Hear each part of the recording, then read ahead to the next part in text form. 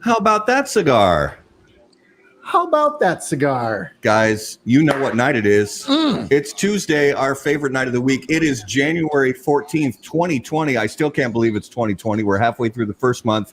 Thank you so much for joining us. We are, as always, live in the Drew Estate Cigar Studios here at Sodi's Cigar Lounge near Stillwater, Minnesota.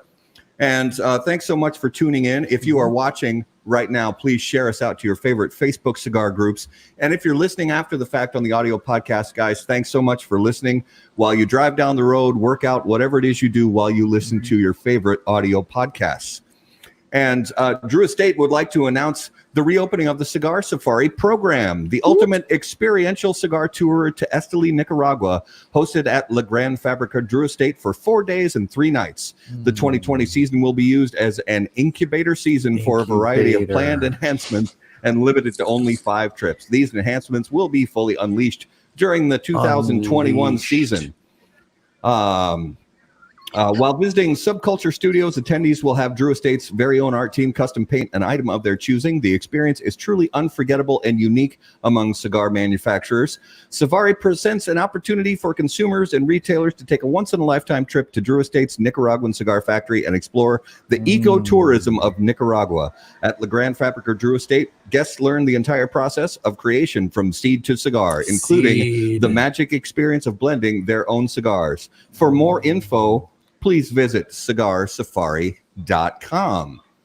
So, Garrett, there was a little bit of a development in the National Football League this last week. Can you tell us a little bit about what that was? I guess. You don't want to talk about it, do you?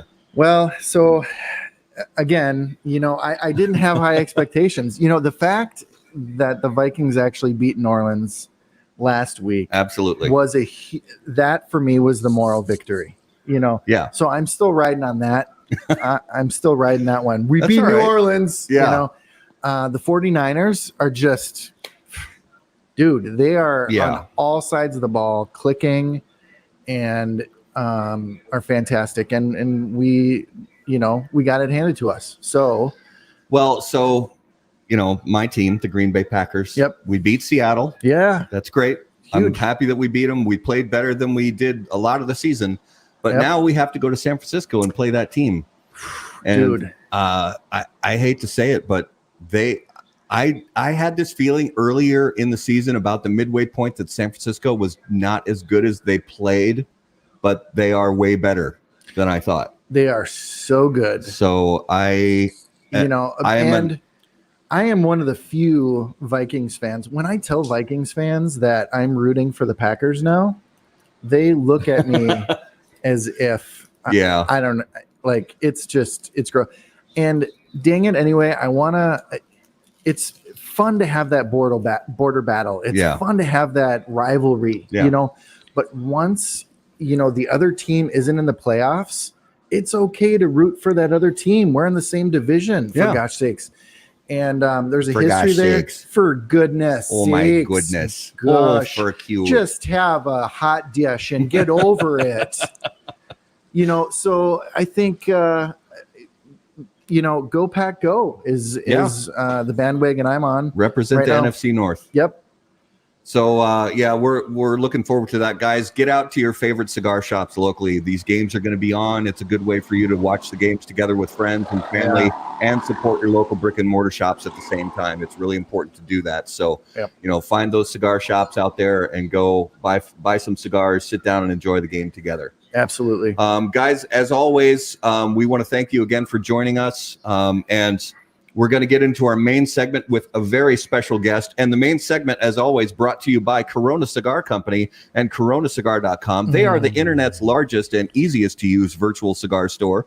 Corona Cigar offers the finest handmade cigars, humidors, and accessories at the absolute lowest possible price. And you will also find unique and limited cigars containing Florida sun-grown tobacco. As a proud American, president and founder of Corona Cigar Company, Mr. Jeff Borshowitz believed it was possible to bring cigar tobacco farming back to Florida. At Corona Cigar Company and coronacigar.com, you'll find the best selection anywhere in the world of cigars containing this special Florida sun-grown tobacco. gosh. If you live in Florida or are just visiting, be sure to visit any of the great Corona Cigar locations in downtown Orlando, Sand Lake, Lake Mary, and also the Davidoff of Geneva Lounge in Tampa.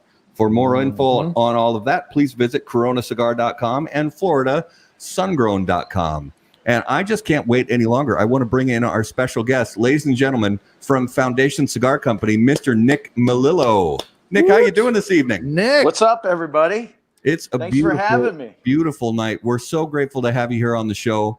And correct me if I'm wrong, you're coming live from Esteli, Nicaragua. Is that right? Esteli representando in the north of Nicaragua. Yeah. Love it. So muy bueno. Muy bueno. Mi español es muy guapo. It's pretty handsome. Your Espanol. Yeah. Yeah, it's really good. He has very handsome Espanol. Dude, and for those who don't, so I had a blast kind of looking. So for those who don't know, if you just Google Nick Melillo, not only will you find a bunch of stuff about this Nick, but I'm pretty sure it's like the third most popular name in the world.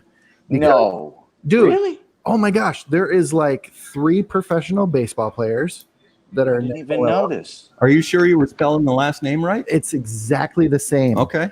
I went onto LinkedIn and Nick Melillo, they're like a ton of day traders with your name. There's really? All you have to do is add one word. Cigars. Absolutely. Yeah, you're right. In.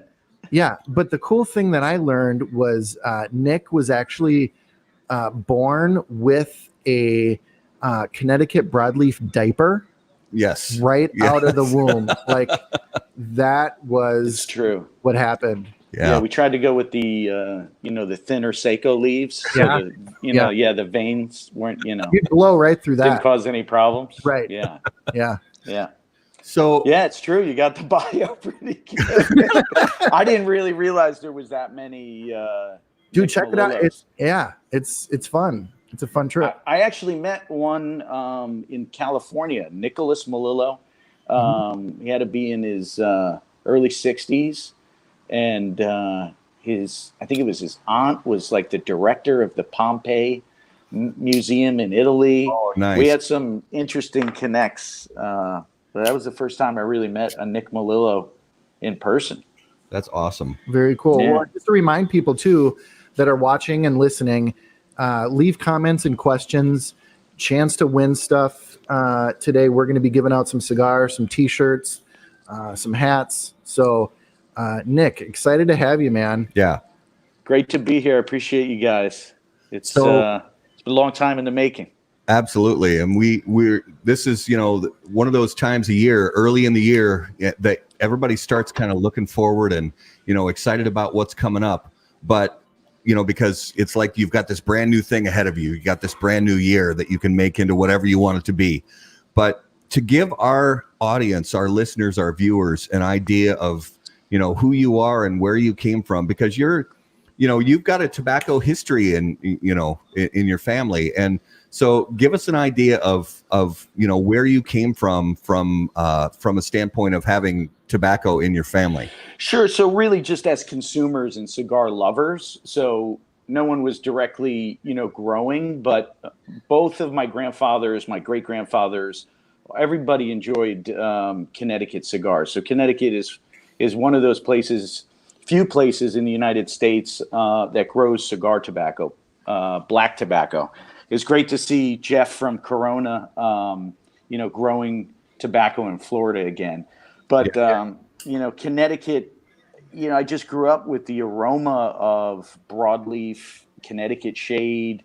It was something, really connected, of course, to my grandfathers. And, I just always loved the aroma of cigars. So when I was 18, I started working in a cigar shop in Connecticut called the Calabash Shop. I was just starting college, and by 18, I had just learned pretty much everything I could about, the ceremony of smoking cigars. At that time, it was 1996, so it was the height of what we call the cigar boom. Yep. So it was a really interesting time to enter and, start learning the business and working in a cigar shop. That, to me, not to be cliche, but that really was the, foundation and the pillars. I worked for two amazing women that ran the shop. They had it from the 70s. They started full-fledged tobacconist. We prided ourselves as having one of the largest briar pipe selections in the States. And they put their full confidence in me to run the humidor. I think they noticed my passion for cigars early on. And that's when it officially started. Yeah. But, it originally started. What's that? I love the word ceremony. Yeah. Yeah. That's a fabulous descriptor, and I've never heard it that way. And everything you've said after that is just kind of washed away because I've been he stopped running. listening. I did. I can't see you anymore. Yeah. For some reason. All I can do is see my. There you are. There you are. The hamster Nice. wheel, like ceremony, like that's such a great. At 18, I was always one of these youngsters that was always asking why. Why is this? Why, at 7 years old, Mom, why is this? Why is that? So as I got older, history became something that really struck my interest, and getting into the history of tobacco and in Connecticut, and why, Connecticut, to me, it was one of the coolest things. You grow up when you're young, it's like, this, Connecticut's not cool. And this, but, cigar tobacco in Connecticut, and, just learning about the indigenous use of it. This is how this plant, this is such a mysterious plant, and it has such an ancient history just in the story of humanity. Tobacco dates 2.1 million years old to Peru. So the same, I forgot his name. He's a Dutch gentleman. He discovered the saber-toothed tiger. He also discovered fossilized tobacco, and they dated it 2.1, and then we really don't know much about it because so much was lost with the indigenous culture, and tobacco was only indigenous to this hemisphere.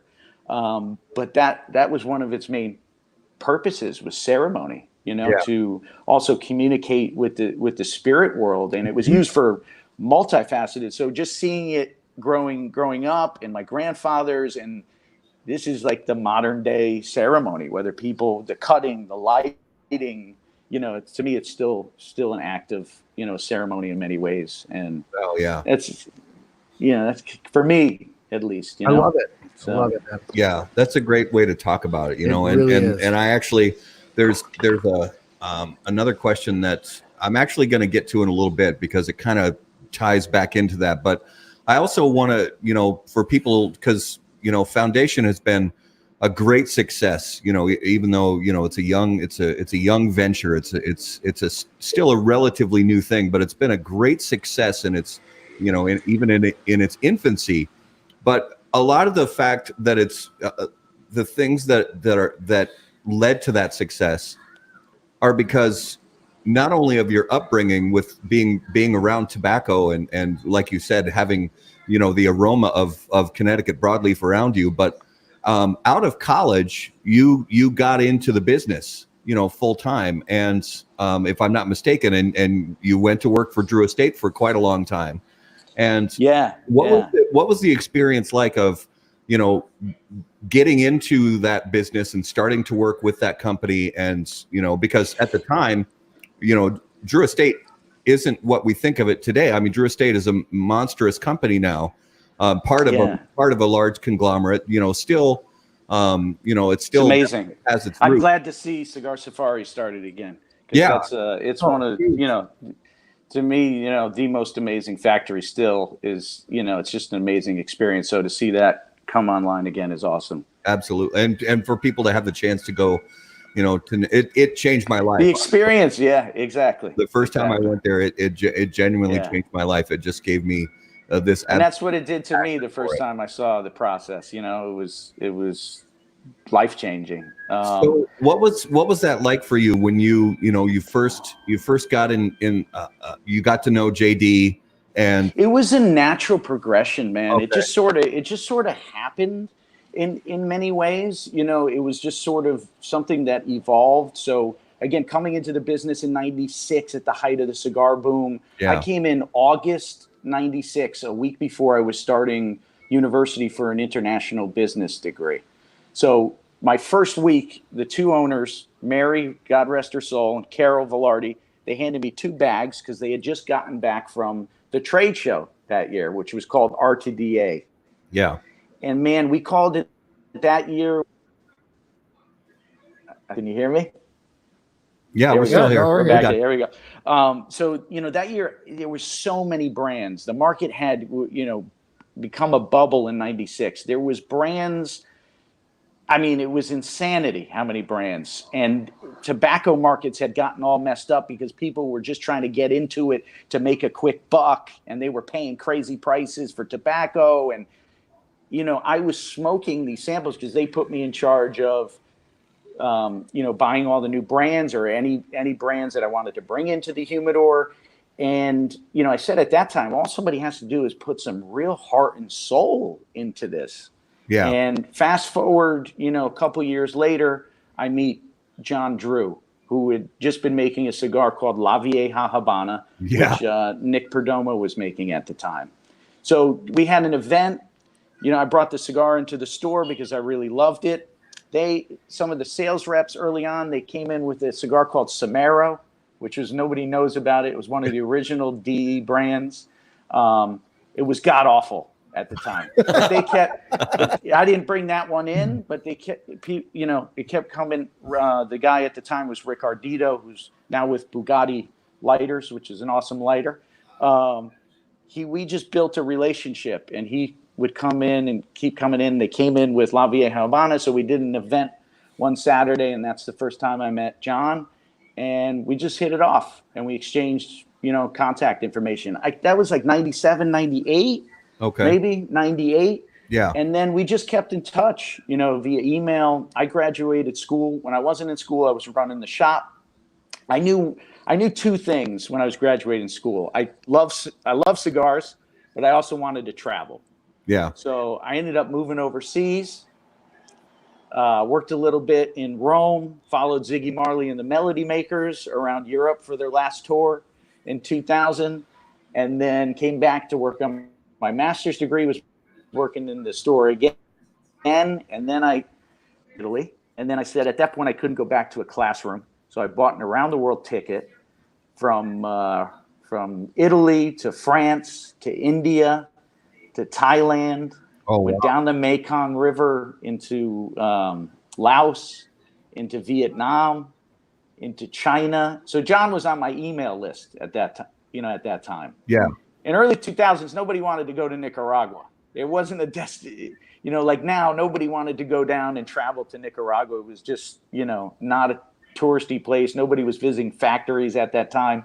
So I think the light went off in John's head as he was getting emails from me traveling through the jungles of Thailand. And he called me up in Japan and said, I want you to be my right-hand man. I want you to come live in Nicaragua. So after traveling around the world for almost a year, I was in the States for about 3 weeks, and then I flew down to Nicaragua in March of 2003 and never left. Really. Wow. Yeah. And how long did you live in Nicaragua? So the majority of my time since 2003 has been in Nicaragua. So just the past years since I started Foundation, you know, now managing sales and you know, manufacturing, I've had to spend more time, and I've been, you know, visiting retailers more. But, you know, 12 years, it was 85-90% of my time was in Nicaragua. Yeah. So at this point, you've got to, just out of necessity, you've got to spend more time in the States.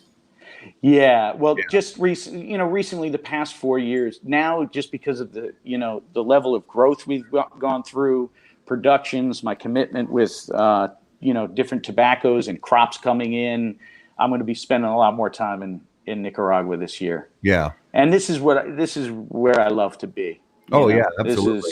This is, I mean, I love to be in the humidors at the same time, but for me, this has to be right all the time, you know? So it's the first commitment for me to, you know, you customers, cigar lovers, the stores, is the product first and foremost. So when I read something too that you had said in an earlier interview, that kind of reminds me of something Matt said. If I was going to start my own thing, I kind of needed to do it now rather than weight. And can you talk about that process a little bit and what that looked like? Yeah, I mean, it was, so 2003, I moved down to Nick, Drew Estate we were working out of the back of Nick Perdomo's old house. The company was a fraction of its size. Yeah. We were predominantly making infused cigars, which I respected as far as, working a store and everybody having different palates. I was a hardcore traditionalist, 3000 Maduro Padron smoker, a lot of Fuentes. Then just started really getting into blending and tobacco, and over 12 years helped with an amazing team build the largest cigar factory in Nicaragua. 2 years to even make a decision of leave. It was one of the most difficult decisions of my life, but I knew it had to be. And I knew the FDA stuff was coming down the pipeline. So I knew if I didn't start, not only getting older, but then also with FDA, if I didn't start the company when I did, I might not be able to start a cigar company. That's how crazy, all this FDA. Mm-hmm. And luckily I did make the decision when I did, because a lot of the stuff for the cutoff dates for, the FDA stuff is 2016. Yeah. August 8, 2016. So, again, it just sort of was a natural progression, as far as I knew if I didn't do it, I'd always be questioning myself. And I felt like, having knowledge about tobacco, I've been fortunate to have such an experience, working with the leaf, working with this amazing process from seed to cigar, and just built up this experience over so many years. I knew, I'd be able to find, if I failed, I'd be able to get a job. It wasn't like some 21-year-old is going to come take my job. You know what I mean? Because just more time and experience with the leaf, and, it's just, more knowledge and power as far as just knowing. Yeah. So because you can gain a lot of relationships in this business, and we say it on the show a lot that every business is about relationships, but the cigar business, the cigar industry, I think is even more so. And you obviously had an opportunity and a chance during the time that you lived in Esteli and worked in the business to build a lot of relationships, both within the company that you were with and outside of the company, and more so than being in the States and just going to the trade show and going to some brick and mortars here and there. Being in Esteli all the time, you were able to build and nurture relationships. So when you started the ball rolling of getting Foundation on its feet, and I've always been curious when a cigar company starts, because you're not going to spend money you're not going to build a factory, and all this stuff. It was definitely discussed and almost a path I took. Yeah. And I wasn't sure if you thought about going that route, but knowing that you went a different way and you decided to build relationships and do these products through some factory, some existing factories. What's the process like for starting that, for getting, buying tobacco and working with those companies and saying, hey, I'm starting this brand and I want to partner with your factory to put these products together for me. And, what is that? So it just, again, it was a natural progression for me. A lot of these relationships, the Wawense, the Wise Man, which was my first blend. I'd been working with Aganorsa Leaf since 2003. So I had developed, many relationships buying tobacco from them. I knew the leaf really well. And then a good friend of mine, Dion Giolito from Illusion. Yeah. I wouldn't be here if it wasn't for him, because he really just helped me. Not only he helped me pick, pack, and ship the first year, he did all my fulfillment, but just, being there, just, support and believing in me. But he was down here and, at the factory, and, it was just, come over and hang out. And, I knew I wanted to do something that was all Nicaraguan filler, binder, and wrapper. I wanted to have my first brand, Wednesday. It's a doozy. Yeah. You know, indigenous to Nicaragua. I mean, obviously, I know, language a bit, and that one's a difficult one to pronounce. But I wanted to really show as my first blend and brand. This has been my experience. It's been Nicaragua. It hasn't been, the sales and distribution side. So it was purely passion. The first brand, just to show, my love for Nicaraguan tobacco and for the culture of this place, I call my second home. So being over at Aganorsa, they grow one of the, most amazing wrapper tobaccos from Nicaragua, up in Jalapa under shaded tents. And it's just an amazing, oily, tasty Corojo, tobacco. So it just sort of went from there, and they opened their arms to me. I was coming from a much larger operation, working with quality control filters, working with, the actual manufacturing and efficiencies. I was able to bring that to the table over there, and they were, just getting going. And, they opened their doors to me, and just, I tell people that, I'm like a grandfather now. I get to go, I get to see the kids. I get to hang out with the kids. I get to blend the tobacco. I get to select all these tobaccos, work with amazing tobacco suppliers. Yeah. Everything that I need to do to have control over, blends and the brands. And it just sort of happened pretty naturally in that way. And these are, people I've known for, for 14 years before I started working. 13 years before I started working with them. Yeah. Well, hope that answers your question. Absolutely. It's one of those areas where you, again, about the relationships, it's not just people that you have relationships with and can have conversations with and have a lot in common with. It's people who make a decision like Dion, to people who make a decision to help you and mentor you and guide you and things like that. It's so important to have those people around you. And, I've been so fortunate to talk to so many people in this culture, in this industry, where that's been the case. Somebody has come alongside them and said, I know you've got the passion. I know you've got the work ethic, and I know you've got the knowledge. So I'm going to impart the extra pieces that are going to help you, kind of get this thing off the ground. And that must have been huge. Huge. Yeah. Because it was starting with one brand, like 2 people at the time. I was working out of a Post and Bean cabin I had in Connecticut, little small place. And, originally I had been thinking about starting. It was before the company even started. So I didn't want to go into a situation where, it was half the company was not mine.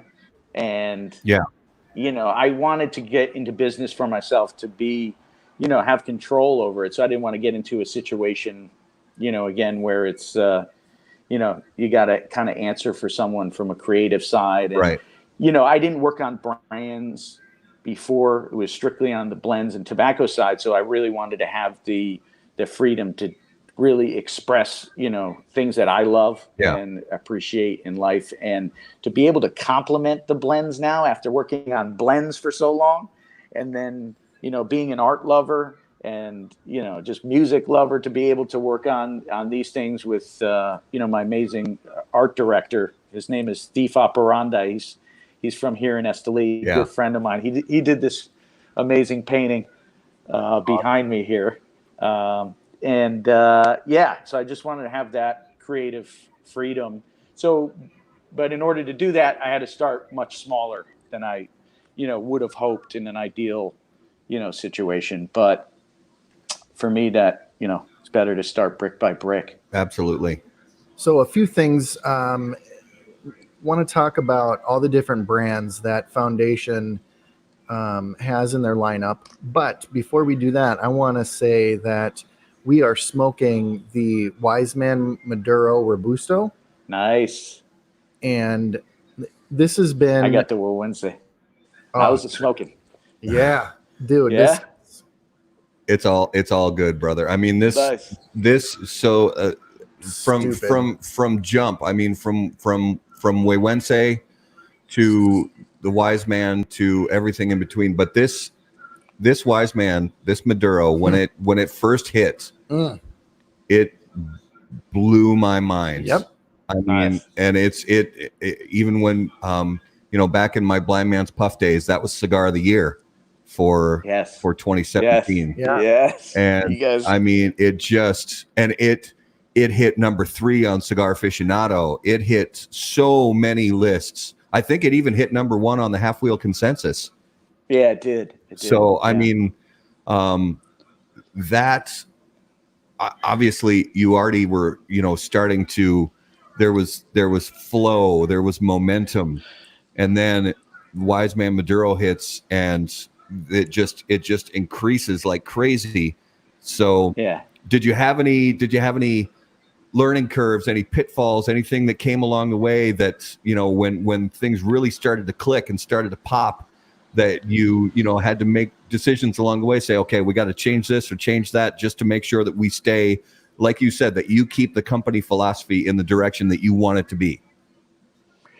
Yeah, I mean, you're always shifting. You mean just in general, or just like with the brands themselves, or? Well, just so that you didn't have to compromise like you said, the freedom and the control over everything that was going on with the brands, with the blends, making sure you had the materials, the rollers, all that stuff. Yeah, no, I've been fortunate. Again, the pillar is having access to the tobacco, right? So that's number one. And I've just been fortunate to be able to, develop great relationships.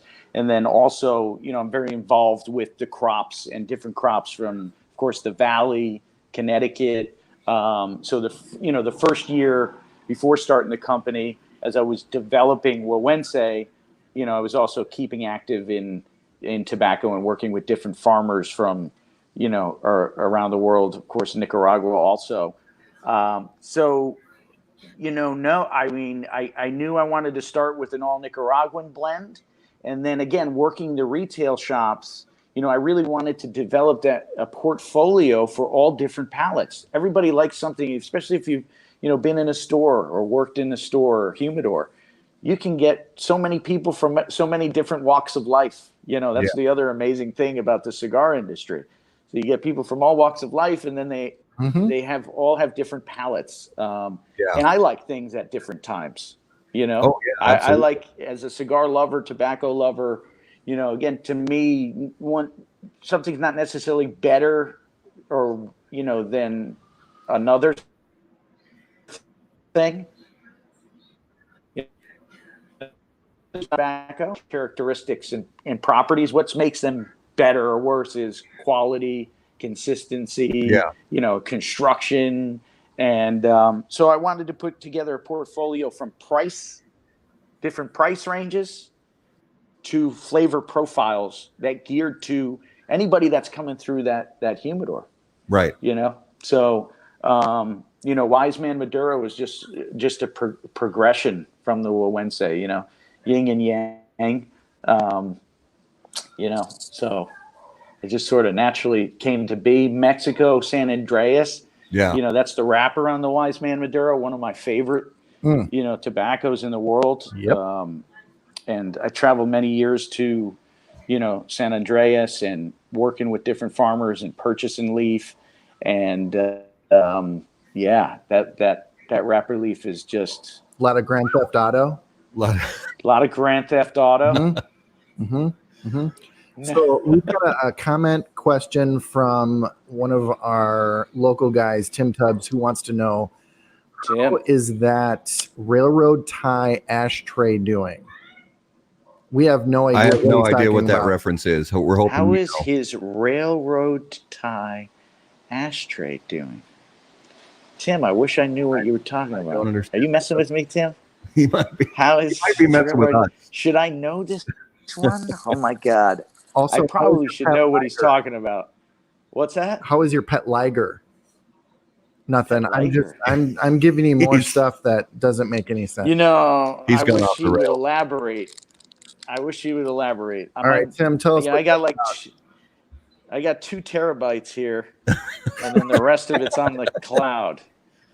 Sometimes it takes a little time. Something I want to know, Nick, is, being from from Connecticut with family history in Connecticut broadleaf, what when you decided Way Wednesday was coming to market, did you catch any flack from anybody about the fact that that your first cigar out of the gate was all Nicaraguan and didn't have any Connecticut? I heard some whisperings of this, and I mean like from family members or friends. I was curious if you got any flack from anybody about that. No, I mean, I think being from Connecticut, but everybody, knew my connection to Nicaragua and knows my connection to Nicaragua. So they had to deal with, I had to put them through a lot, so they knew. Okay. So, okay. Yeah. So I know that you have a great affinity and love for Rastafari culture and art. Can you tell me how did that build in you? Where did you develop a love for that culture? And if you could say that in a Rastafari accent, that would be the best. His foundation is in the holy mountains. Yeah. So it's interesting because it actually goes hand in hand with my history in the cigar industry. So 96, I just graduated high school. You're in this school system for so long from when you're real little, and then all of a sudden it's over. So, I remember that summer,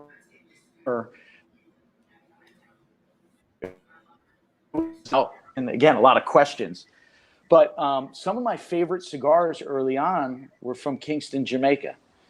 People don't realize Jamaica was making some of the best cigars in the world, and their history for making, cigars goes way back before cannabis was even on the island. Yeah. Right. But, Macanudo in 1995, 96 was no cellophane, Connecticut shade from the valley, made in Kingston, Jamaica in the Cifuentes factory. Yeah. Royal Jamaica, Temple Hall. So at the same time, my love for cigars, and I was just getting into cigars, my two good friends of mine started listening a lot to reggae music. Mm. And then my brother had brought home a CD, a Bob Marley CD, Legend, one day. And it was just kind of over at that point. It just sort of became for me personally, it's my gospel music. Because I really started to get into, the roots of reggae is really, spiritual music when you get down to the roots of it. I mean, absolutely. People have, and I was totally anti, cannabis and all that, at the time, because I felt people weren't really listening to what this music was saying. And, I started really looking into the history. And it really, if you look at the history of humanity, I was reading the Bible in literature class in university. I was also studying what was going on in the Rift Valley. So the Bible talks about the Garden of Eden being Ethiopia as one of the places. Yeah. The first bones in humanity, all of the hominid species, Homo sapiens, had been found in the Rift Valley. So that was that was really interesting to me. So here we have physical bones. Here you have a book saying that this was, and then you start looking. When I grew up, all I knew about this area was starvation. Yeah. But if you go back through the history, it's one of the oldest kings and queendoms in Ethiopia. It goes back to Solomon and Sheba. So this just sort of opened my world. And then, National Geographic started really getting into the study of, all different peoples throughout the earth and studying their mitochondrial DNA, so their mother's DNA. And they were able to trace everyone back to this one common root, common origin. And to me, it was just kind of fascinating getting into the history, the science, it's all pointing to this kind of one common origin. And it's fascinating to me that it's just not kind of common knowledge. And I just, continued kind of on that path of, learning more about it. Well, and I love the fact that the origins of that region in Ethiopia, and to kind of wrap everybody in, the kind of father of Ethiopia, his name was Ras Tafari, and that is where we get Rastafari. As both a people group and a religion, a faith, and so I love that you went there, man, and totally went in deep and learned about it. It's a beautiful culture, beautiful people.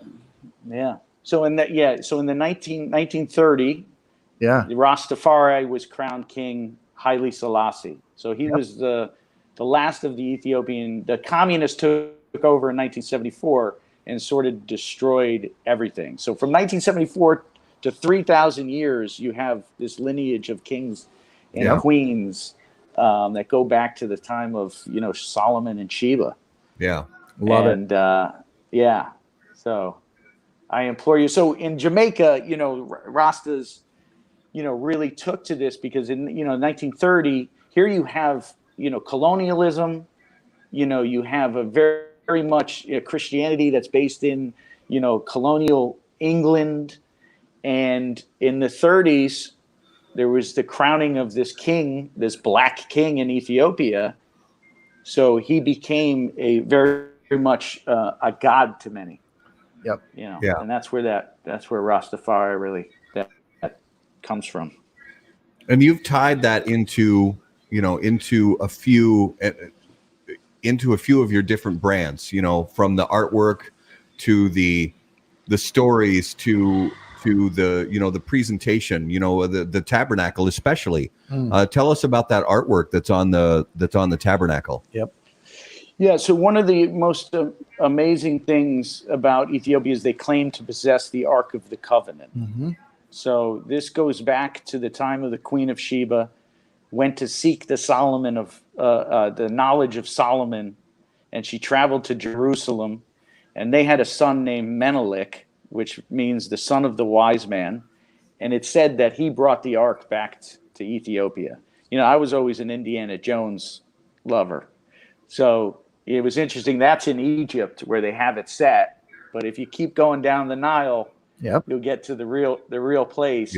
But I was actually reading another book in Nicaragua. I was here, some years back, and I was reading a book called Historia del Nuevo Mundo, the history of the New World, by an Italian map maker called Girolamo Benzoni. So Benzoni traveled through the Caribbean and Central America in 1550. So at one point he travels through Nicaragua and he observed tobacco. So this is really, for me, is one of the most unbiased accounts of what was happening in Central America and the Caribbean in 1550. And being my travelers, myself, I really took to this book. But there's a part where he observes tobacco and he says, the only two people are using it, the indigenous and the Ethiopians that came from Africa. So at that point I said, okay, there is a connection, of bringing that together. And to me, the tabernacle is the resting place of it's a moving, the tabernacle is, you're able to move it, right? To me, that box, cigars for me, you're really something sacred. And, my humidor was always really something sacred to me. Everybody that has a humidor, they know, you treat them nice, you keep them right. And, and I just always really wanted to use that imagery, the images of Haile Selassie when he was crowned king in 1930. And there was a French photographer who photographed in 1930. National Geographic does a great piece, but the imagery was always very powerful, and so I just kind of wanted that imagery to be out there, even if people can understand it at different levels. To me, the imagery is really striking. And then when Thief and I, my art director, we worked on the bands, when they just came out, they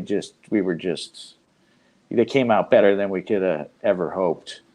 So it just, Thief and I, my art director, we have a lot of similar, interests and likes in music and culture. And, we just work really naturally together. And he's just an amazing artist. He's been doing release since 97.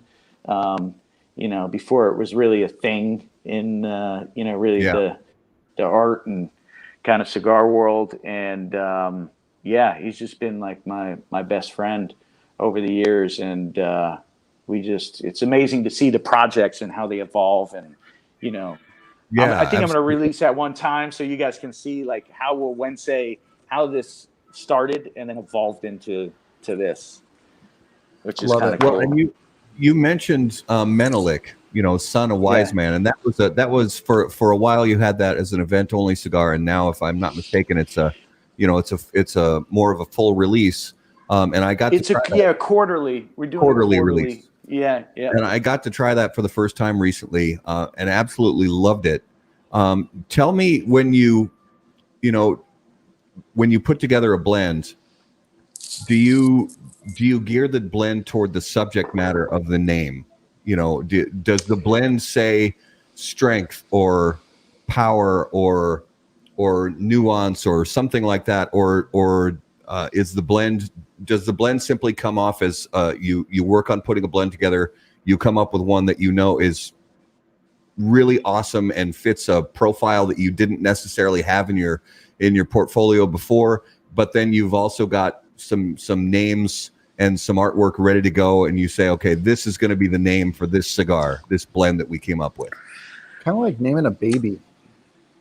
Yeah. It is. The Tabernacle, it just sort of, I don't know. It just sort of kind of happened. I knew I wanted to do that broadleaf because I wanted it to be something special because it's Connecticut broadleaf. And, again, every one of these brands and blends is really me paying homage to something really important in my life. But again, the tobaccos, I'm always starting with the first inspiration. Like Wense, I knew I wanted to do an all Nicaraguan blend. So what better to complement an all Nicaraguan blend than the most important cultural, the heart and soul of the culture of Nicaragua. And especially for that one being my first project, the root of culture is language. So hence I couldn't, come in and say just in English for the first project, but so I don't know if I'm answering your question. No, that's great. Absolutely. And I imagine there were some people who kind of turned to you and said, so your first cigar out of the gate, you're going to call it what now? Yeah, of course. It's, I knew from, being in business school, of course, but that's not what it was about.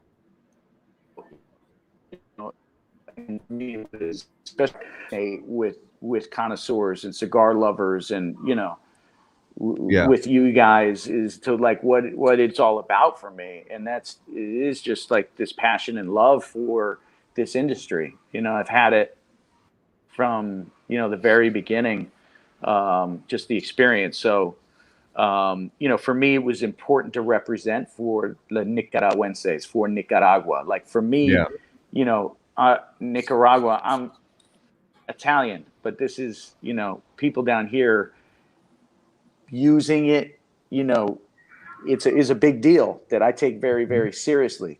Yeah. And I wanted to make sure I represented to the fullest of that, and having Alex, Thief was my art director, he's from Esteli. So, having him there, of course, he makes it real in that sense, but having his and him, being passionate about it also, it just made, sense for me. And then as you can see, as the lines progress, you get Charter Oak, Charter Oak is my homage to Connecticut cigars. You know, all my grandparents, great grandparents, there was tons of Connecticut brands. You know, there used to be cigar brands all, you know, in every city and town. Everybody, you know, everybody was making cigars at one point. But in Connecticut, because of the valley, you have factories in New Haven, in Hartford. It's just all these brands kind of faded at the end of the 90s. You still, Chris Topper, who makes Topper cigars out of Connecticut, his family's been doing it. But a lot of the other families, just sort of at the end of the 90s, they sort of faded away. And Connecticut cigars were always amazing cigars at amazing prices. Yeah. You know, that was your everyday cutting the lawn. You know, the old time Connecticut's, they always they're chewing on them. You know, some of them don't even light them anymore. Yeah. They just chew. You know, being a cigar smoker myself, you know, talking to different guys, you know, that can't break the bank every time. You know, that was my everyday homage to Connecticut, and the Charter Oak is the symbol of Connecticut, which is an actual tree that they hid the charter in Connecticut from the British from. And the tree goes back to, you know, the Mohawk days. It was highly revered in the valley amongst the indigenous tribes. So, can you do you know the history of tobacco coming into Connecticut? kind of, yeah. I mean, it was always in Connecticut. So the Connecticut River, you know, Connecticut means alongside the Great Tidal River. That's the meaning of the word, I believe, in Mohawk. So the Connecticut River, 406 miles long. So trading of tobacco had been going on, and I believe it was the Dutch, Adrian Block, who they actually name an island in Long Island Sound called Block Island, was one of the first Dutch explorers that was traveling up the Connecticut River. And the Connecticut River goes all the way to Canada. You know, so this was one of the main thoroughfares of really seeing tobacco for the first time being traded. And then it really wasn't until 1630s that Connecticut was really starting to be, you know, established as colonies from, you know, the Dutch and then the English. And it was about 1650s in Windsor, Connecticut, which is north of Hartford. That's where we have our office. Our office is in the heart of the Connecticut River Valley in Windsor, Connecticut. This was the first area where, you know, tobacco was started to be, you know, really grown in crops, and started to be rolled, you know, and pretty much like homesteads. And then the seed development sort of, you know, started. There was different varieties of tobacco, and then you had different seeds coming from, you know, different areas. And eventually you have the development of, you have the evolution of broadleaf, Cuban seed in the Connecticut River Valley in the 1800s. Yeah. And then the creation of Connecticut Shade in 1901. You know, Connecticut Shade, which we all know, you know, in the late 1800s, Sumatra, the Dutch were in Indonesia, in Sumatra, and they were growing Sumatra seed, and it was just killing it as far as wrapper tobaccos. The yield, you know, you had the jungles there, so it was getting a filter of light. It wasn't getting a lot of light, so you were getting a nice thinner wrapper grade tobacco that was coming out of Sumatra, and it just started really destroying Cuban seed that was in Connecticut broadleaf. You know, broadleaf's heavy, it's thick, it's got a heavier vein structure. You don't get the yields that you get from a lighter, thinner, you know, wrapper style plant. Broadleaf is almost more like a binder style tobacco. And the Cuban seed was also difficult. So the Department of Agriculture actually took broadleaf, Cuban seed, and Sumatra and hybridized them, which gave birth to what we know as Connecticut Shade. Wow. Okay? I love that gave it. And then this was grown and mimicked. Brilliant human being, I forgot his name. I think Al Gore.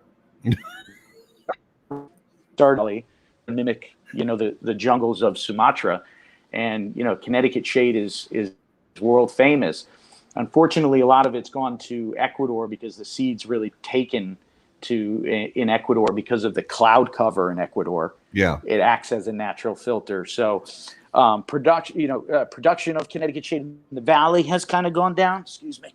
But broadleaf and Cuban Steve, we can't grow enough broadleaf right now. Right. Because it just can't be mimicked. So that Connecticut River used to be a lake called Lake Hitchcock.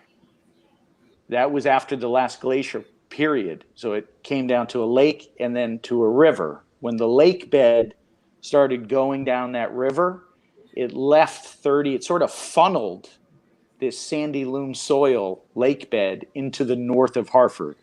So there's this 30,000 acre just paradise for growing cigar tobacco that was left, north of Hartford. Yeah. Yeah. Awesome. Well, hey, come to How About That Cigar for tobacco and world history. I love it. No, that's great. I had no idea about the hybridizing of those three strains together. That's a great story. I love that. Yeah. So then also you've got in the portfolio you've got the Highclere Castle, and which is such a there it is, and it's that's a cigar that is refined, elegant. Tell us about that blend, or those two blends, actually. Yeah. So the Edwardian, which is the Connecticut, very, very elegant, smooth. That's a lighter, creamier blend. Something I would like more. For me, I definitely lean towards heavier, fuller-bodied stuff, but enjoy a lighter-bodied cigar. But it's got to have flavor.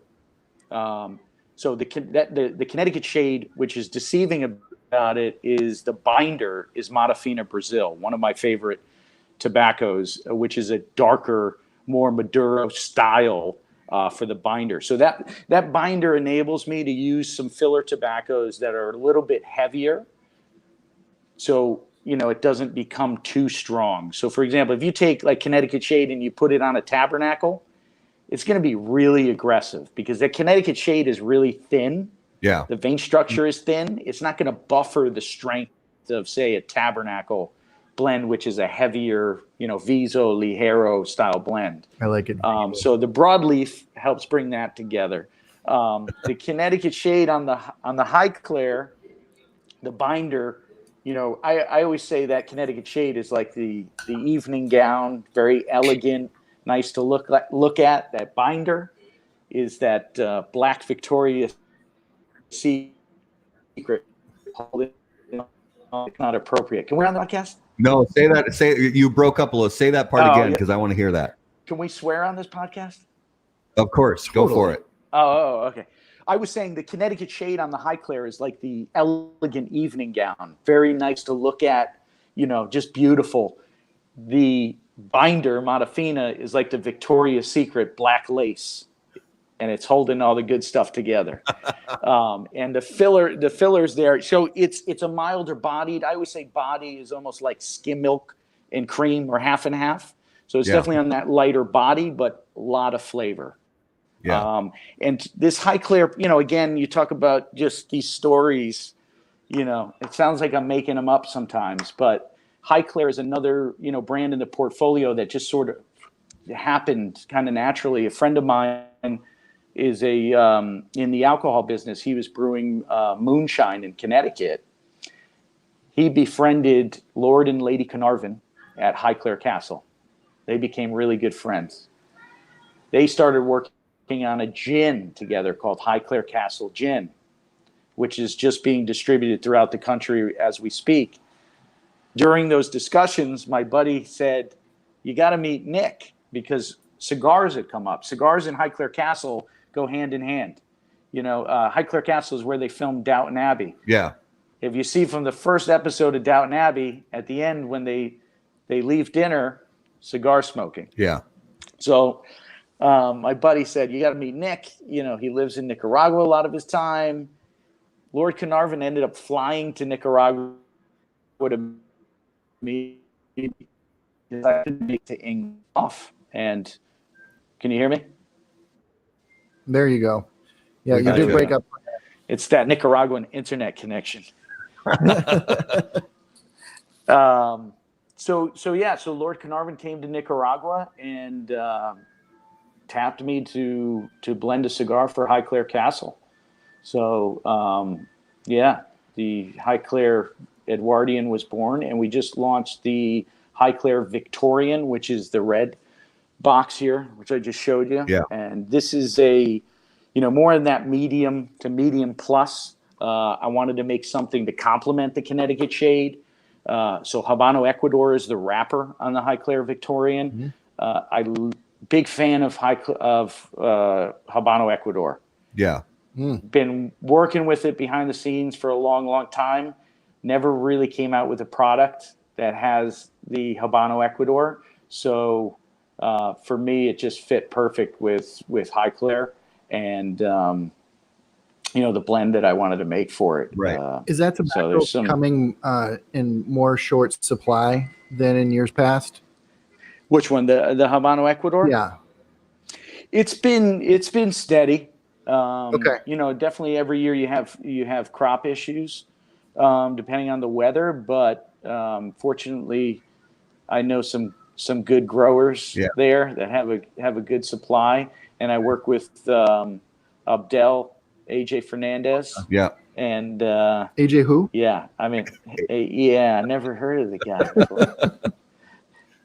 Yeah, so just working with him and his tobacco inventories, when we get around tobacco, it's I can spend days with him, and he's just all passion. Yeah, dude. So, yeah, and I would love to nerd out with you and AJ at some point. I know his English isn't the best. We would need a translator. It's fun, man. But I would love to get in his, and just listen to you guys go. Yeah. Yeah. I mean, his operation and his farms, one of the farms I used to live on, and when I first moved to Nicaragua, it's called Soledad, which is about 4 kilometers north of Esteli. And, which is, I use a lot of tobacco from that farm. It's pretty large, and it's amazing what he's done. I mean, just curing barns, literally moving mountains, and it's just a real pleasure to work with somebody that has so much passion for the industry and for tobacco. Absolutely. Well, actually, that makes for a really good segue. Yep. Because we're going to go into our next segment, which we call Smokabulary. And we have a new sponsor on the show, and they sponsor Smokabulary, and it is AJ Fernandez. Oh, wow. So, born and raised in Cuba, AJ Fernandez now produces unparalleled premium cigars in Esteli, Nicaragua. The day-to-day operations at Tabacalera AJ Fernandez are managed under the watchful eye of Mr. AJ Fernandez himself in order to ensure superior quality. The AJ Fernandez portfolio of premium cigars provides blend, strength, and flavor profiles to match the preferences of any premium cigar consumer. Whether it's New World, Dias de Gloria, San Lotano, Enclave, or Bellas Artes, you are sure to be satisfied with a premium cigar from AJ Fernandez.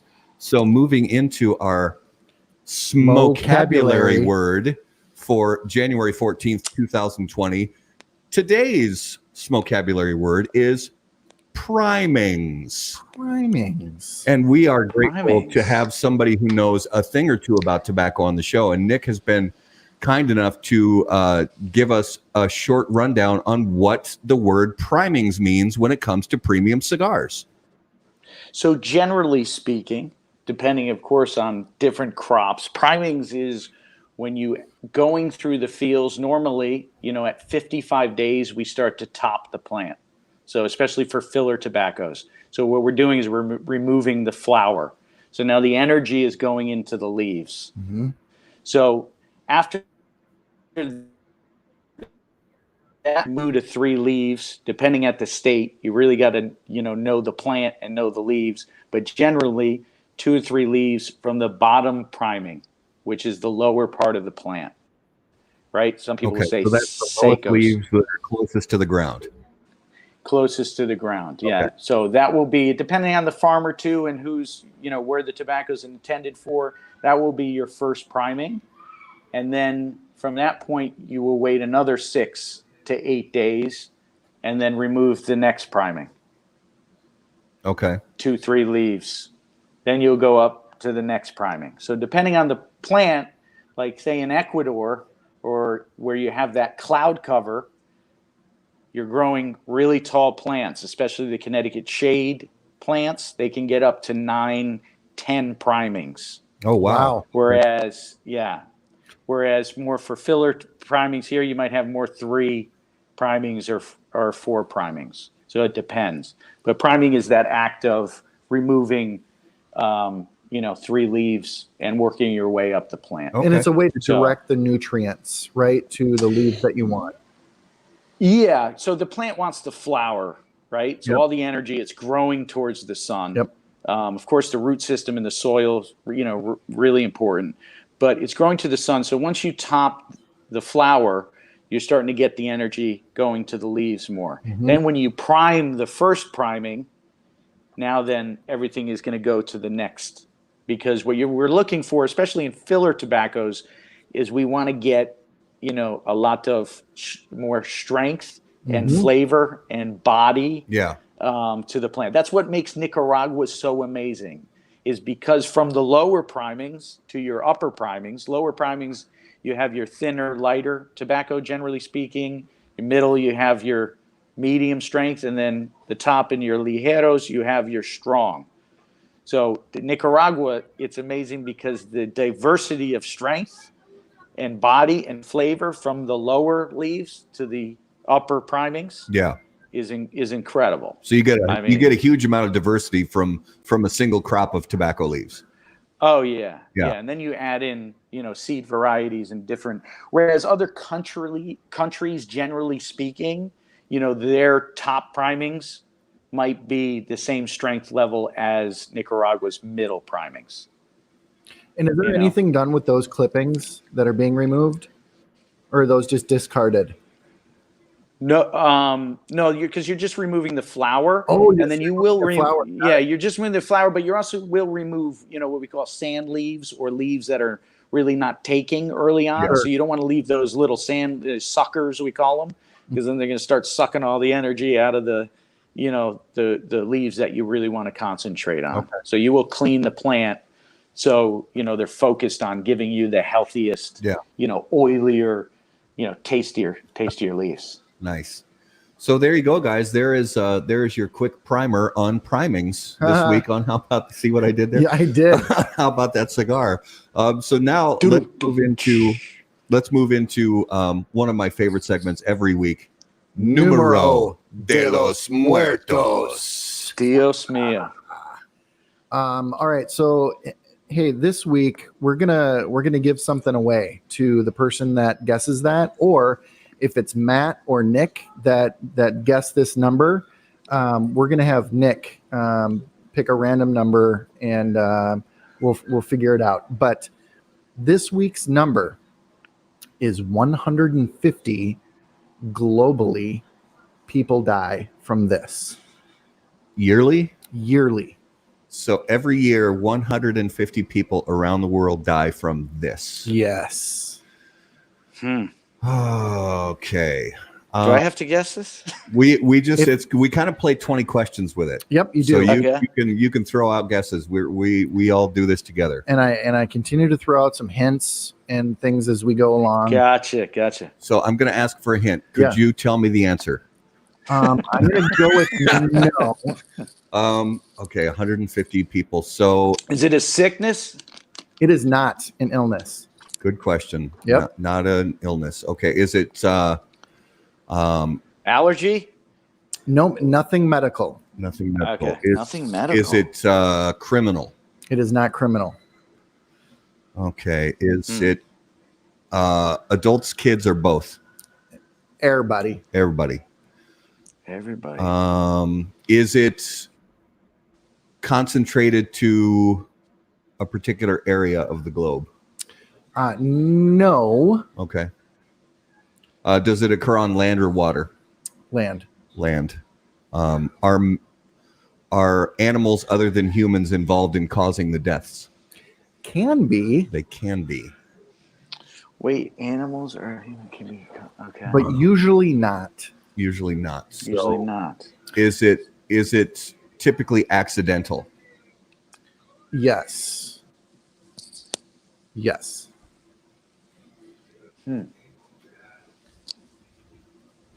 Slipping around the pool.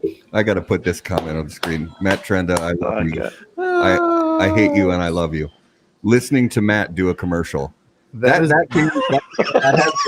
has been known to cause death. I appreciate that comment, Matt. Thank you. Me many times. No. Not shark attacks. Okay, Jim said shark attacks. It's not shark attacks. Not shark attacks. So I'm going to go and give a clue here. Yeah, let's get a clue. This happens while most of the time people die while doing an activity. An activity. Is it an activity that somebody does on some type of vehicle? No. So it's not Usually a car not. or a bicycle or swimming? Nope, not in the water. This is right. This is land. Not skydiving. Trenda says skydiving, not skydiving. Is it mountain climbing? No, but you're starting to get warm. I'm warm. Hang gliding? It is not sex. It's not sex. Jim said sex. We know what is on Jim's mind. It is not that. Fred says parachute doesn't open. Is that it? It is not it. Fred Russo. That's my man, Fred Russo. Shout out to Fred Russo. Fred was the original owner of the Calabash shop where I worked. Nice. Cool. Thanks for coming on the show, yeah. Fred. Is it what was this? Falling objects. It is not. It is not falling objects. I bet you Fred is going to guess this one. It is not bullfighting. Not bullfighting. It is not caves. Not caves. It is not LOL. Does it involve you said it involves another animal? No. No. So this thing can be. Let's give another clue here. It can be started by an animal, but it's usually started by people. Oh. Is it stampedes? It is not stampedes. Oh, not stampedes. But it's usually started by people? Yep. Oh, avalanches? It is avalanches. Yeah. Nice. Yep. That's man. That was a good numero de los muertos. Yeah, that was good. Yeah, 150 people on average a year die from avalanches. And That's serious. This last week, there was a big avalanche that happened in Utah, where a University of Minnesota brain surgeon actually lost her life. Oh, I saw that on the news. Yeah. So that's what brought my my numero de los muertos for this week. Well, Nick, after the show's over, we're gonna have you pick a number, and we'll put that in our random number generator, and that'll denote any number, one lucky prize winner. Any number between 1 and something. We'll figure it out. We'll figure out how many people. We have to see how many comments we have. Yep. So sounds good. So that was this week's numero de los muertos. So, Nick, we have a little bit of a lightning round, and these are questions not really related to cigars. These are questions that are more off the cuff and meant to be fun. So, not that cigars aren't fun, because we all love cigars, but these are a little more interesting. So, if you could choose to hear the thoughts of one living person for 10 minutes, who would it be and why? Oh my God, you guys are serious.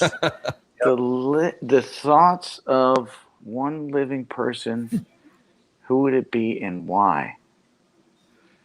Man, that's a tough one. It is a tough question. Last week, last week was a good one. We had Alan Rubin on, and he said Bill Belichick, which I think so far has been one of my favorites. But what? I know it's. I would say Dave Chappelle, even though he's a comedian, he talks a lot. Love it. That is a fantastic. I think it would just be funny to see how his mind works. Absolutely. I love that answer because I mean he is as far as I'm concerned he's the best to ever do it. Yeah. And he's pretty talented. He's pretty smart. Yeah. He is brilliant. I mean it's brilliant. Yeah. Yeah. Great answer. It would be interesting. So Nick, if you were about to get into a fight, what soundtrack music would come on? What soundtrack would come? I mean, he's Mama Said Knock You Out, LL Cool J. That's really good. I love that. I was thinking it might be some reggae, but reggae is about peace and love. So that's true. Or you can get Zen on them in the reggae. Yeah, that's true. But little Peter that's the first one that got me. I like it. I said, knock you out. I'm going to knock you out. So choose one of the following. You could hit a home run as a starting pitcher. You could score a touchdown as a defensive lineman, or you could score a goal as a hockey goalie. Last one, goalie. Yeah, that's a popular. I used to play hockey when I was, really young in the pond in the backyard. Yeah. I used to play goalie a lot. So it's a thankless job, isn't it? Playing goalie, it's a thankless job. It's tough. I mean, I was really young when I was playing in the backyard, but and I don't watch too much hockey, but I would say goalie. Nice. I love it. Back to cigar related, but more rapid fire. If you could give one piece of advice to new cigar consumers, what would it be? Advice. Go to your local tobacconist and I have to say one thing? Yeah. One thing? Man. Let's see. Do not put your blue flame against the tobacco. Ooh. Okay. Torches. Blue flame on the tobacco. Too hot? Too hot. Yeah, I think the soft flame, I think you're around, I want to say 800 degrees. Whereas when you get into those blue flames, you're in, I think, more in that 2,800 kind of range. And, and it's you could do it by, you can't even hold that. You feel the heat. Start way up high and you can feel the heat. Yeah. So, I mean, it's amazing how far away you can light your cigar using one of those. It really is. And take your time. Take your time with it. Yeah. Definitely take your time with it. You're right. I see some people toasting their cigar like they're trying to melt steel, and it's like. So. Yeah, you should. Yeah, like put it close. I toast a lot. Like, don't lend me your lighter because I will use all of your butane. But that blue flame is never. It's never touching the tobacco. Okay. Ever. Don't touch tips. Don't touch. It just, to me, it changes the flavor profile, because you're burning it so hot. And we were talking about this before in just different areas, being out in Las Vegas for the trade show a lot, the moisture content in the air, it's a whole different cigar smoking experience if that cigar starts to dry out, it's going to smoke hot. It's going to smoke maybe fast. So same thing with the flame, a lot of times you want to take your time with it, especially with, puffing too fast or, heating it up too fast. It definitely changes the dynamics of, what the blends are intended to be. Okay. That's good. Yeah. So if you could give one piece of advice to cigar retailers, brick and mortar cigar retailers, what would it be? Retailers. Let's see. That's a good question too. I would say to try not to create an environment that's intimidating at all to consumers. I see sometimes it's intimidating for people that, are maybe newer to smoking cigars or don't go into cigar shops a lot. You walk into a humidor, there's so much in the humidor. I think sometimes guys behind the counter might tend to, they know maybe a little bit more. They're really into it. So I think it's just really important, not to kind of create some sort of, intimidating vibe or, feeling, and just to make it as welcoming as possible. Yeah, that's good. Because for me, there's so much to learn, and it's a constant learning process with cigars. And, I can see it sometimes. Guys are, especially newer smokers, they're just automatically intimidating without anybody ever intimidating them. They come in already, kind of intimidated. So yeah, I think it's important for the industry, and for smokers in the industry, that experience is crucial. That experience of coming into the cigar shop, that can totally determine whether someone's going to come back or continue maybe smoking cigars. So I think that's really important. Absolutely. So there's been a lot of news, this week around the PCA and things like that. And it's been, and I'm sure you've been, going through the, all the headaches that you have to go through dealing with stuff like that. But and maybe not. But if you, I've been working, man. I've been in the tobacco field. Yeah, you've been actually doing the. I haven't given it enough attention and read enough because I've just been, on the grind. But yeah. Sorry, go ahead. If you could give one piece of advice to the PCA as an organization, what would it be? Here, for just my perception, and I want to definitely make a disclaimer, starting a business, I knew it was going to be a lot of work. I didn't know it was going to be this much work. So we've been just literally, grinding.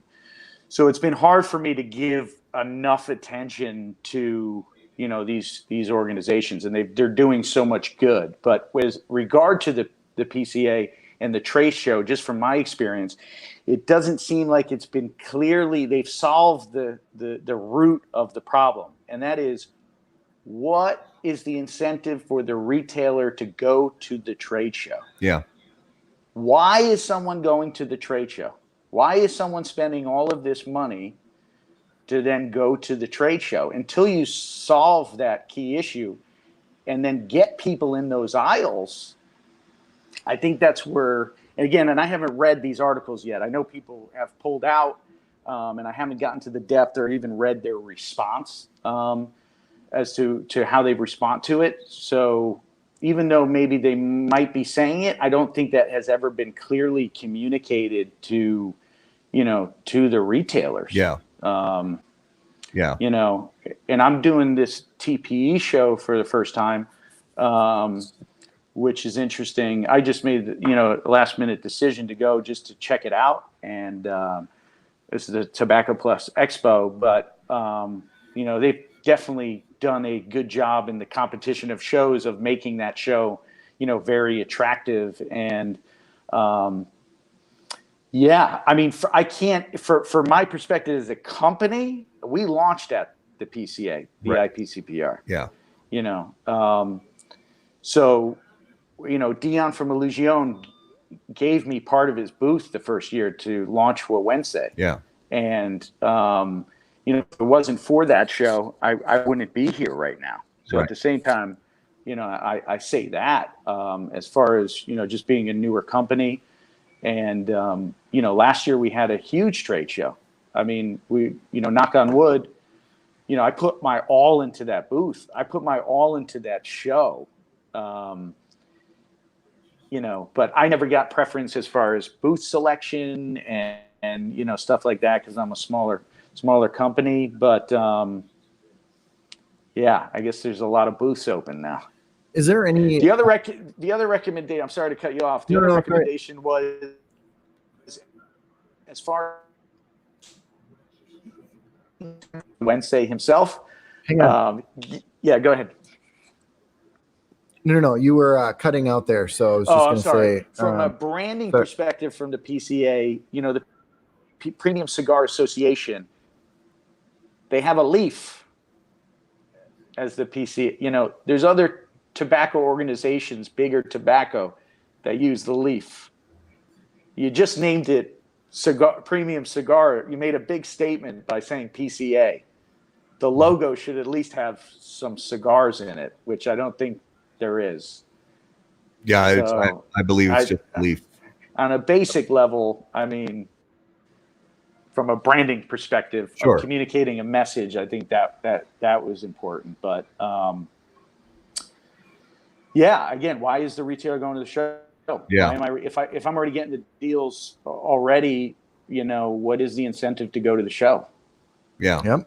I don't necessarily know the exact answer to that, but there should be something to motivate retailers to come. Yeah. Whether it's financial, how do you lessen the cost? I mean, the cost for me just to set up a booth, it's insanity. Yeah. I mean, I don't mind paying double prices and this, but you're getting raked across the coals, and it's not necessarily the PCA. I mean, and that's the thing. I spend a lot of money on my booth. I built 2 13-foot pyramids last year for our booth. I don't know if you saw it. You can check out our Foundation YouTube channel. We do a nice tour of the booth, but I worked on that all year, but there is not a lot of people in the aisles. Yeah. And so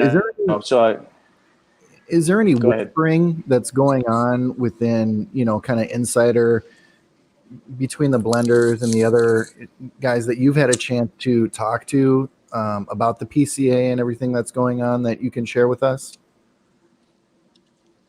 I think everybody from down here in Nicaragua just other.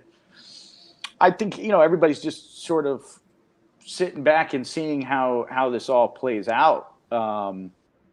Because you also got some interesting, you got different interests involved too, from different companies. You have companies that own, huge mass market divisions of machine-made product, that have their interest, which is, they're business people. I totally, respect other people's businesses, but they have definitely ulterior motives to protect, their larger portion of the business. I think everybody's just sort of observing to see, how this plays out. We're definitely going through a huge shift in our industry. It's a very fascinating time. And to be honest with you, I don't really know what to make of all of it. Yeah. And it's still, like you said, it's still, the news is still coming out, and there's still more that's developing, and it's, we just have to, I think as a group that care about this culture and about this industry, I think we just have to keep paying attention to it. And I guess the question is, are you, or have you even decided yet, is Foundation going to be at the PCA this year in July?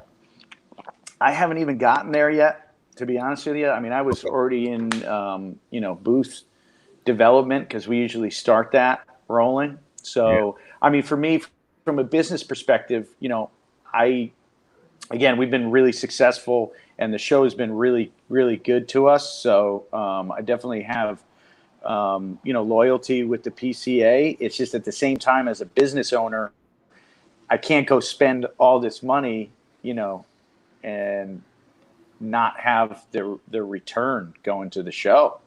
Yeah. It can end up being, and we've just grown every show, which has been great. But if there's retailers that are not going to be showing up, that becomes a big issue. Right. That's the issue. If I know retailers are showing up, I'm down. Yeah. I'm ready to go. But that I think for me is the main issue that should be, I don't know how that would be reconciled or solved and, put people at ease, right.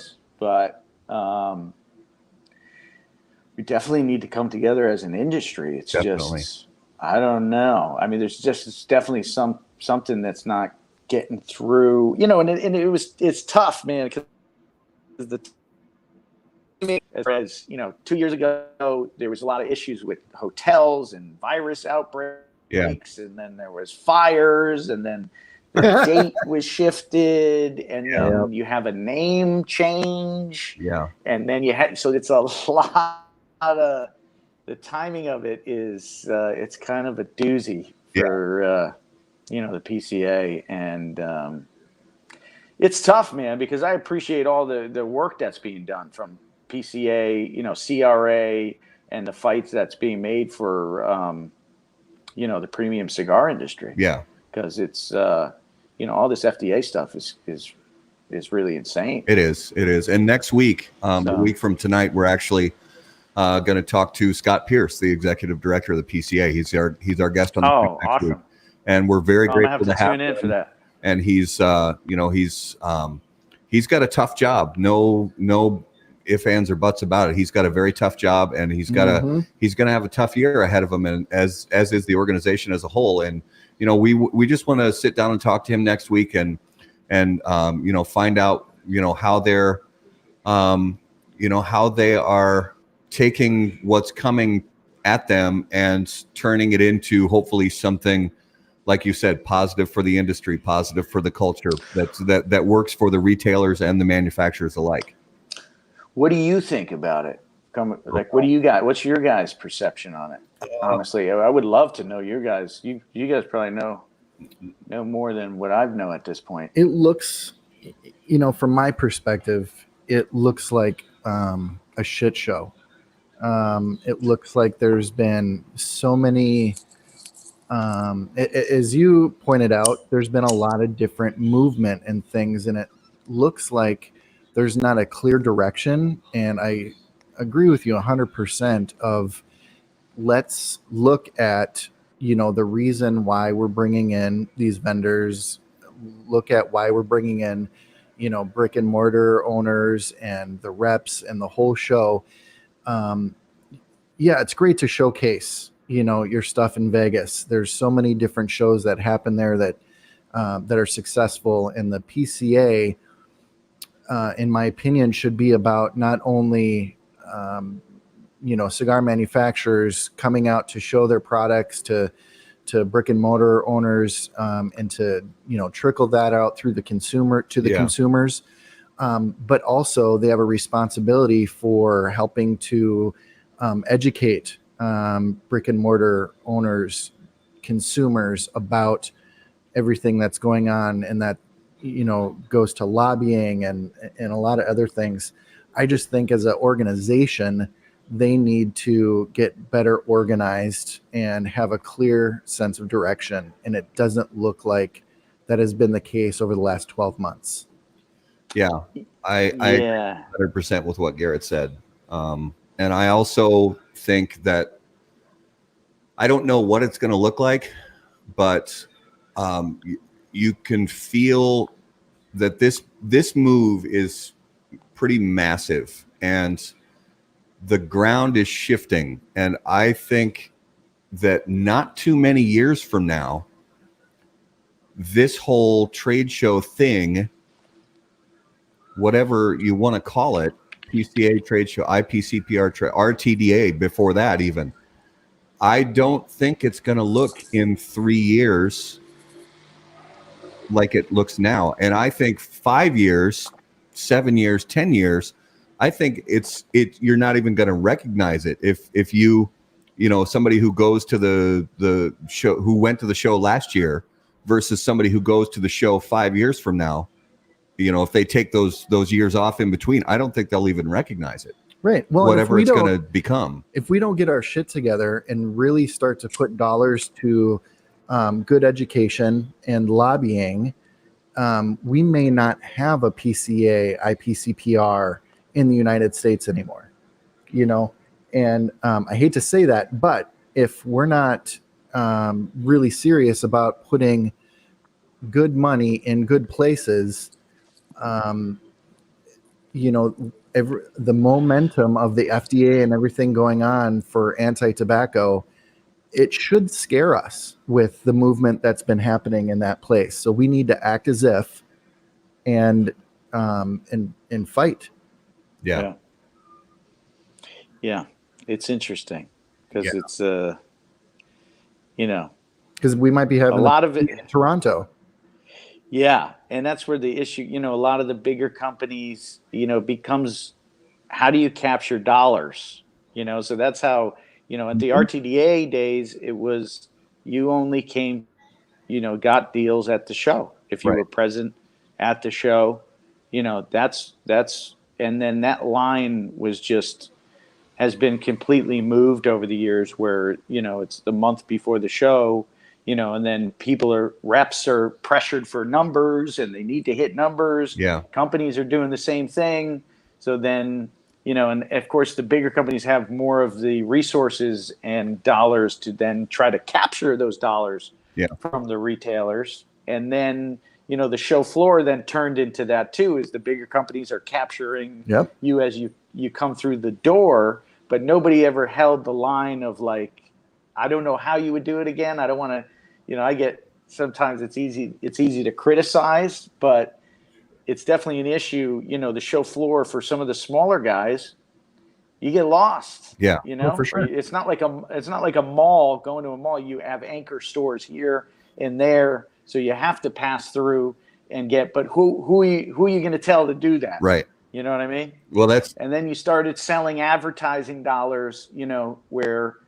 I always thought it was interesting, which is cool. I understand the advertising. You want to get advertising, but you guys are at the show. Every row, how about like a supermarket? Which, it's listed on the row, everybody or what the columns are or, who's in every, you just get sort of lost.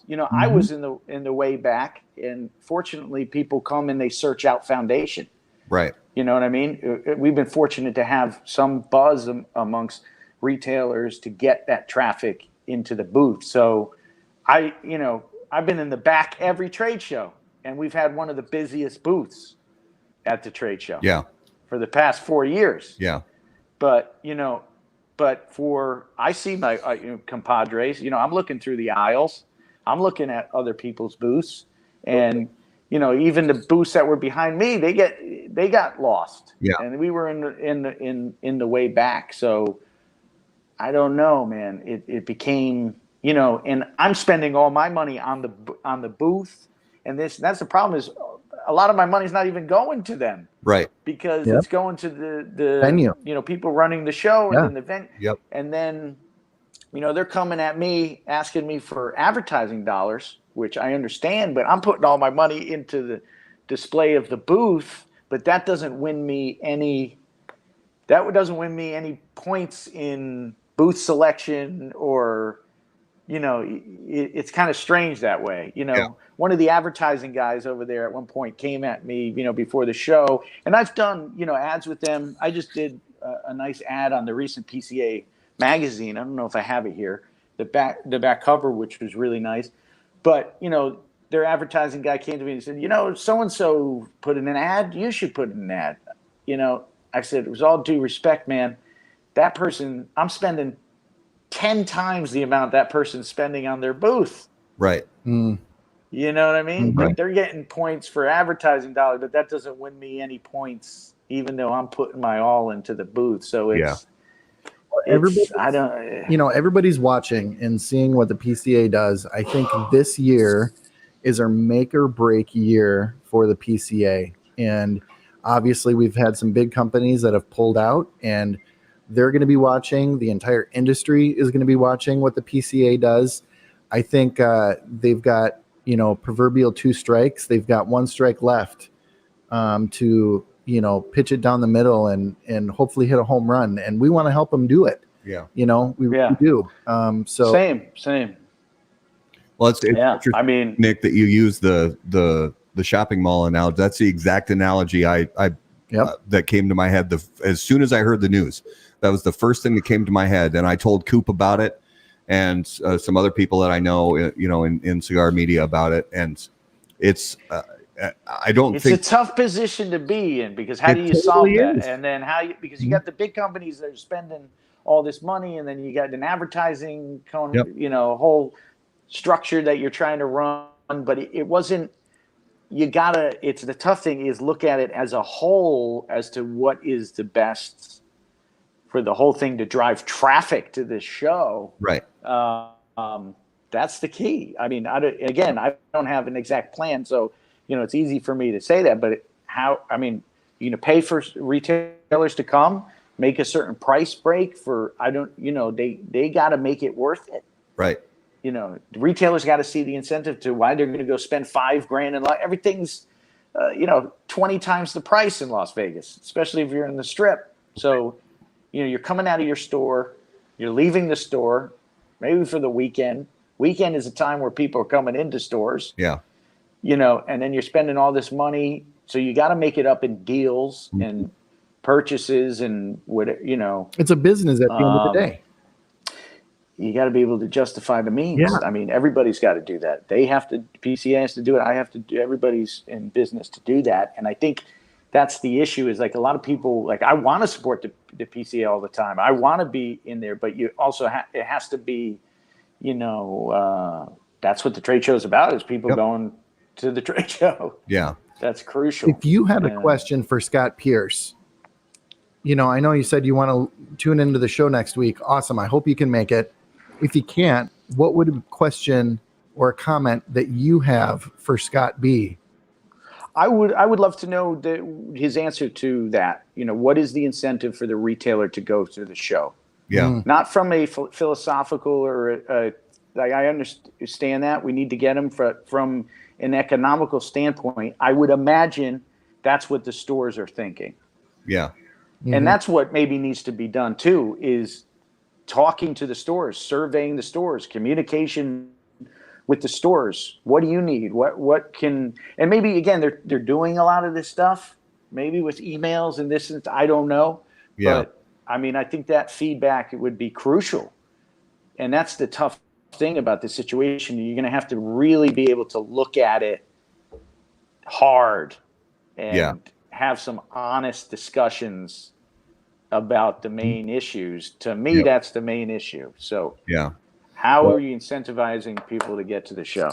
I appreciate that. And we will definitely bring that question up to him next week when we talk to him. I will try to tune in for that. Yeah. Thank you. It's a tough situation all across the board. there's the industry has to come together in some way, shape or form, because, sadly we have, I hate to use this sort of term, but we have a common enemy, and that's regulation, over regulation. And we have to, if we don't work together as an industry, as a culture to fight against that over regulation, then our days are numbered, unfortunately. And none of us want that.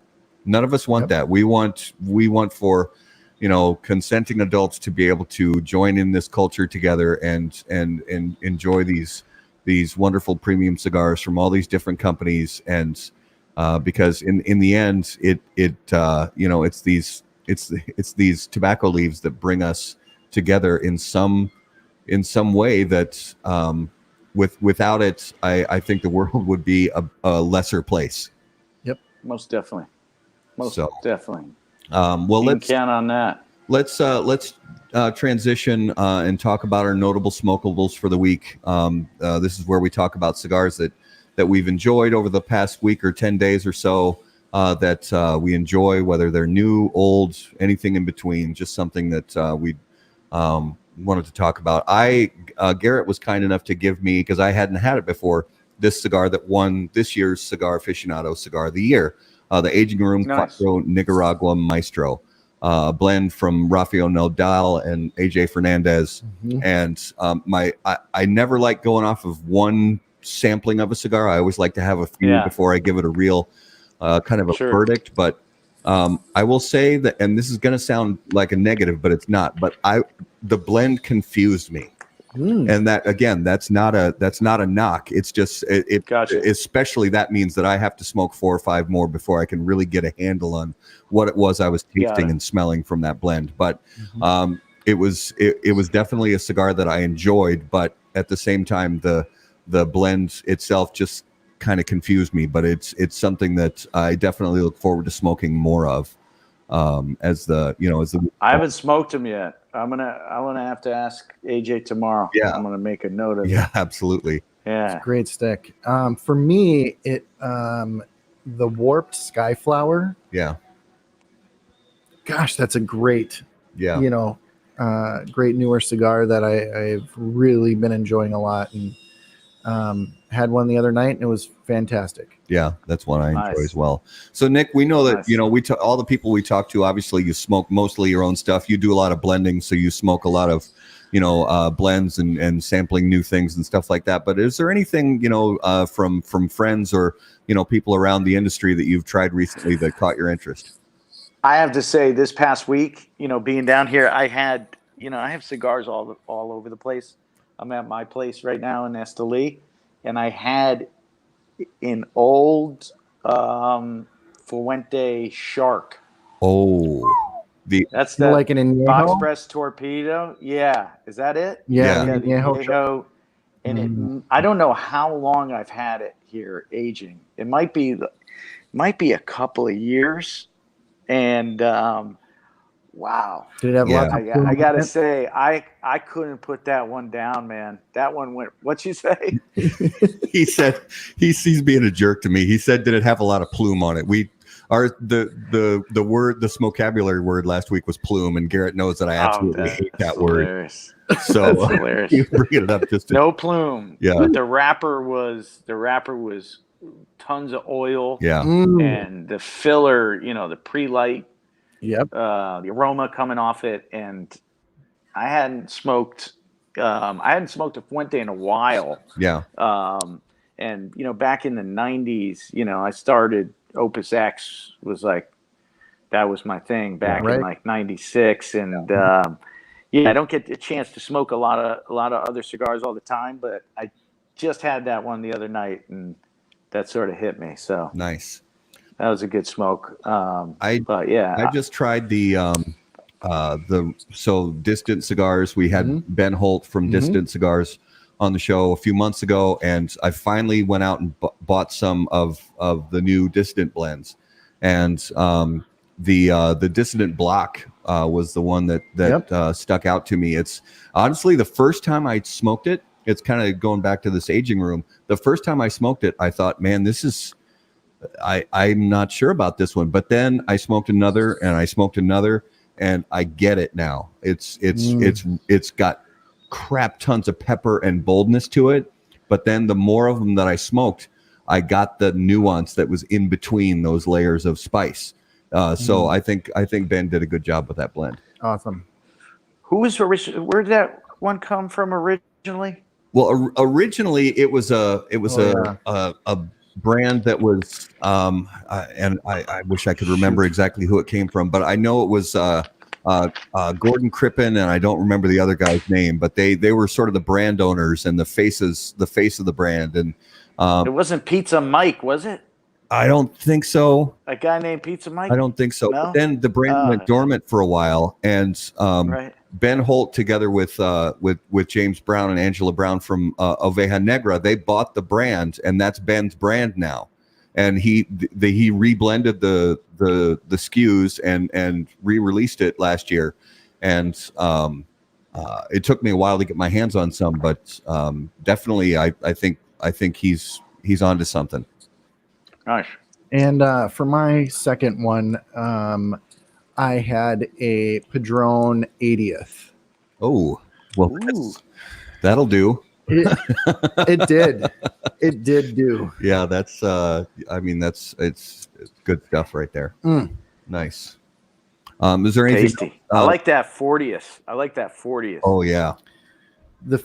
That's a box press torpedo. The 50th. 40th. The 40th. I haven't had the 40th. I don't think. I don't know if I have either, but it's Padron has been a staple brand on humidor shelves for forever, and it's a legacy brand that just has been one of my favorites for a long time.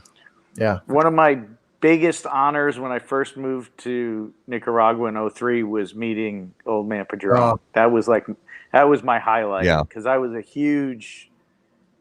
3,000 Maduros was like my everyday smoke. Such a great staple. Absolutely. 3000 series. And then I want to give some show notes for some stuff we have coming up. Absolutely. As we said, next Tuesday night on the 21st, we are going to talk to Scott Pierce, who is the executive director of the PCA. We have a lot to talk about. We're excited to dig into it. It's not going to be the easiest conversation we've ever had on the podcast. Mm-hmm. It's going to be a little tough, but we're going to dig into the heavy stuff because it's important. Yep. Then when we move on to this isn't actually on my show notes, but I finally got confirmation. We are on the 28th. We're going to get together with old friends from Blind Man's Puff. We're going to have Emmett. We're going to have Emmett and Zane. Or Emmett and Zane from Blind Man's Puff on the show. Yeah. And we are going to talk to them about Blind Man's Puff, so our viewers and listeners can learn what that's all about. And we're also I'm going to ship them some cigars with no bands. And they're going to ship us some cigars with no bands, and we're going to do a little blind on the show. Oh, that's cool. We talk about the everything going on right now in the world of premium cigars. So I'm very excited to talk to those guys. You're going to send them that sounds grape, fun. Like a grape. Well, I think we'll send them maybe some grape or some peach machine mades. No, I would never do that to them. That's too easy. That's too easy to guess. I'm getting grape.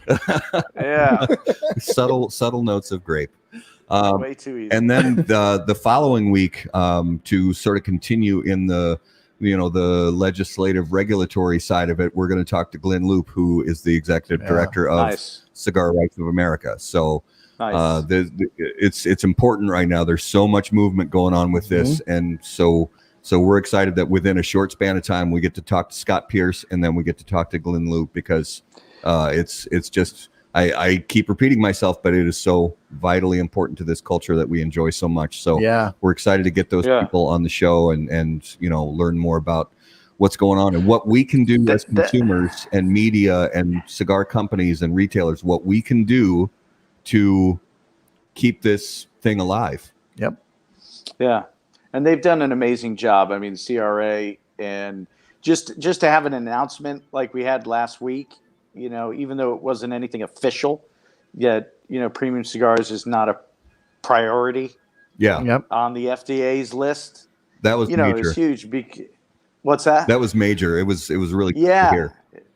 Very major, because when you look at it, and anyone that looks at the numbers, there's no case against, premium handmade cigars. Yeah. It's just, nobody has understood the difference, the non-smokers between, and the CRA and PCA and these groups have done, really great job in, over the past 10 years in making that more clear. So it's great to see kind of that recognition from the FDA that's saying, hey, I've seen a lot of the documents from the FDA lawyers and the checklist that I have to go through, and it's all cigarette type language. Right. It has nothing to do with our industry. Yeah. It's a completely different industry. And that's been, the challenge is, showing people that don't know tobacco and industries the difference. Yeah. So I give a lot of credit to these guys, because they're doing the struggle on the day in, day out, and working on the behalfs of companies like mine. So I am indebted to those guys. Yeah, all of us are, definitely, and we look forward to learning more about what we can all do together. Yep. Cool. So, Nick, thanks so much for spending your evening with us. And my pleasure, guys. Pleasure. If you can just give everybody one last idea of where they can find out more about cigars from Foundation Cigar Company. www.foundationcigars.com. A lot of great content. Our YouTube channel, Foundation Cigars. I did a seed to cigar time-lapse video, which is kind of cool. Yeah. For all you cigar lovers, I really wanted to show this process. I did a 10-minute version. It's like a short film, and then sort of a 1-minute time lapse. So we worked on that for a good year. So Foundation Cigars on YouTube, Foundation Cigars on Instagram. You can find me Nicaragua on Instagram, but I'm all over the gram. Nice. Very cool. Thank you so much for giving us some of your time and My pleasure, guys. Giving us tobacco knowledge, and we look forward to talking to you again sometime soon in the future. Hopefully things work out where we can meet up at PCA and spend some time together there as well. That would be great. When is the show next week again? When are you having Scott on? We're always Tuesday nights. So Tuesday nights. Central. Okay. Yeah, 8:30 Central Time. Perfect. All right. I might chime in. You might see some crazy questions. It will be me. Awesome. We would love it. We would love it. All right. So for our viewers and listeners, thanks as always for watching and listening. If you have any questions, you can hit us up on Facebook, and you can hit us up on the website, howaboutthatcigar.com, with questions and comments. And until we see you guys next time, burn cigars, not bridges. Take care, guys. Thank you. Peace.